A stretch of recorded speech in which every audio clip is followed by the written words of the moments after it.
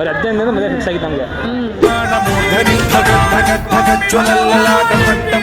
ಮೂರನೇ ಮಗಳು ಮದುವೆ ಆಗಬೇಕಾಗಿತ್ತು ಅಂತ ಅಡಚಣೆ ತುಂಬ ಆಗ್ತಾಯಿತ್ತು.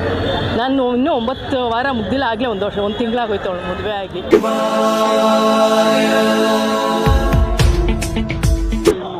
ಒಳ್ಳೇದಾಗಿದೆ ಅಂತ ಕೇಳ್ಪಟ್ಟಿದ್ದೀನಿ. ಅದಕ್ಕೋಸ್ಕರ ನಾನು ಮೈಸೂರಿಂದ ಬಂದಿರೋದಿಲ್ಲ. ಮನೋ ವಿನೋದ ಮೇದು ವಸ್ತುನಿ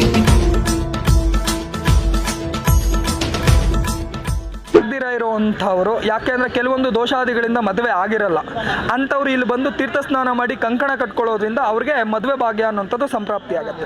ಇದು ಹೇಳಿದ್ರು ಮದುವೆ ಆಗೋದು ಕಣಗ ಕಳಿಸ್ತೀವಿ ಆಗೋದು, ಅದು ಕರೆಕ್ಟ್ ಒಂದು 6 ತಿಂಗಳೊಳಗೆ ಆಯ್ತು ನಮ್ಮ ಮದುವೆ. ಇವಾಗ ಒನ್ ಟೈಮ್ ಕರ್ಕೊಂಡು ನೆಕ್ಸ್ಟ್ ಟೈಮ್ ಮದುವೆ ಆಯಿತು. ಬರೀ 15 ದಿನದ ಮದುವೆ ಫಿಕ್ಸ್ ಆಗಿತ್ತು ನಮಗೆ. ಸಡನ್ನಾಗಿ ಫಿಕ್ಸ್ ಆಯಿತು, ಬೇಗ ಮದುವೆ ಆಯಿತು. ಒಳ್ಳೆ ಲೈಫ್ ಪಾರ್ಟ್ನರ್ ಸಿಕ್ಕಿದಾರಾ? ಹಾಂ, ಸಿಕ್ಕಿದ್ದಾರೆ, ಚೆನ್ನಾಗಿ ನೋಡ್ಕೊತಾರೆ. ಹೌದಾ? ಫಸ್ಟ್ ವೀಕ್ ಬಂದು ಅರ್ಸ್ಕೊಂಡು ಹೋಗಿದ್ದು ಅಷ್ಟೇ. ನಾನು ಮೂರನೇ ಮಗಳು ಮದುವೆ ಆಗಬೇಕಾಗಿತ್ತು ಅಂತ ಅಡಚಣೆ ತುಂಬ ಆಗ್ತಾಯಿತ್ತು. ನಾನು ಇನ್ನೂ 9 ವಾರ ಮುಗ್ದಿಲ್ಲ, ಆಗಲೇ ಒಂದು ತಿಂಗಳಾಗೋಯ್ತು ಅವಳು ಮದುವೆ ಆಗಿ. ಅಂದರೆ ಬೆಣ್ಣೆಯಲ್ಲಿ ಕೂದಲು ತೆಗ್ದಂಗೆ ಅಷ್ಟು ಈಸಿಯಾಗಿ ಆಯಿತು ಮದುವೆ, ಏನು ಪ್ರಾಬ್ಲಮ್ ಇಲ್ದಂಗೆ ನೀಟಾಗಿ ಆಯಿತು. ಅದೊಂದು ತುಂಬ ನಂಬಿಕೆ ಇದೆ ನನಗೆ. ಅಂದರೆ 4th ವೀಕಲ್ಲೇ ಸೆಟ್ಟಾಗಿ ವಿತಿನ್ 1 ಮಂತಲ್ಲೇ ಅವಳಿಗೆ ಮದುವೆ ಆಯಿತು.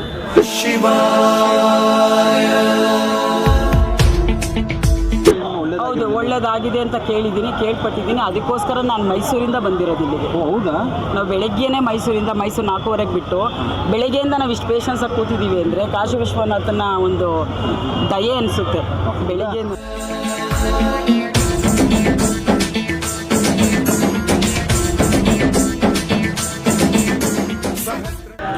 ಮದುವೆ ಇರೋವಂಥವ್ರು, ಯಾಕೆಂದರೆ ಕೆಲವೊಂದು ದೋಷಾದಿಗಳಿಂದ ಮದುವೆ ಆಗಿರಲ್ಲ ಅಂಥವ್ರು ಇಲ್ಲಿ ಬಂದು ತೀರ್ಥ ಸ್ನಾನ ಮಾಡಿ ಕಂಕಣ ಕಟ್ಕೊಳ್ಳೋದ್ರಿಂದ ಅವ್ರಿಗೆ ಮದುವೆ ಭಾಗ್ಯ ಅನ್ನೋಂಥದ್ದು ಸಂಪ್ರಾಪ್ತಿ ಆಗುತ್ತೆ. ಎಷ್ಟು ವಯಸ್ಸಿನವ್ರಿಗೂ ಮದುವೆ ಆಗುತ್ತೆ? ಸುಮಾರು ನಾನು ನೋಡ್ದಂಗೆ ಒಂದು 45 ವರ್ಷದ ಒಳಗಡೆ ಇರೋವಂಥವ್ರು ಖಂಡಿತವಾಗ್ಲೂ ಮದುವೆ ಆಗುತ್ತೆ. ಇದು ಅಟ್ಟೂರು ಗ್ರಾಮ, ಯಲಹಂಕ, ಬೆಂಗಳೂರು.